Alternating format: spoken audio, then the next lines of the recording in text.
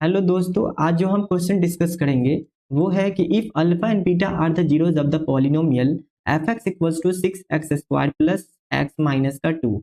हमें बोला गया है कि मान लीजिए ये इक्वेशन में अल्फा बीटा इसका जीरोज है। इसका मतलब क्या हुआ कि ऐसा वैल्यू होगा कोई जो इस इक्वेशन को सेटिस्फाइड कर रहा होगा, तो उसी को हम जीरोज कह रहे हैं। मतलब अगर उस इक्वेशन में अगर पुट करते हैं तो वो इक्वेशन को जीरो बना दे तो उसको कहते हैं वो सेटिस्फाइड किया। तो यहाँ पर अल्फा बीटा इसका जीरोज ऑफ द पॉलिनोमियल है।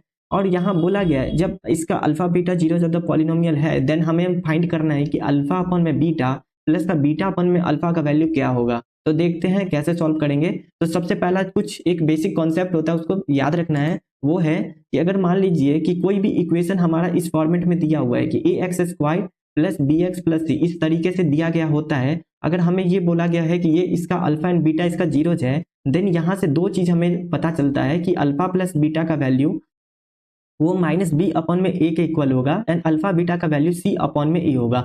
बी माइनस का बी अपॉन में ए कहने का मतलब है कि कॉफिशिएंट ऑफ एक्स जो होगा माइनस का कॉफिशिएंट ऑफ एक्स अपॉन में कॉफिशिएंट ऑफ एक्स स्क्वायर के इक्वल होगा। अगर ये अल्फा बीटा का बात करें तो ये जो होता है प्रोडक्ट ऑफ द जीरोज भी होता है कहते हैं, तो ये इक्वल होगा कांस्टेंट टर्म अपॉन में कॉफिशिएंट ऑफ एक्स स्क्वायर के। तो कॉफिशिएंट ऑफ एक्स स्क्वायर है ए, तो ए अब नीचे में हम लिखे हुए हैं।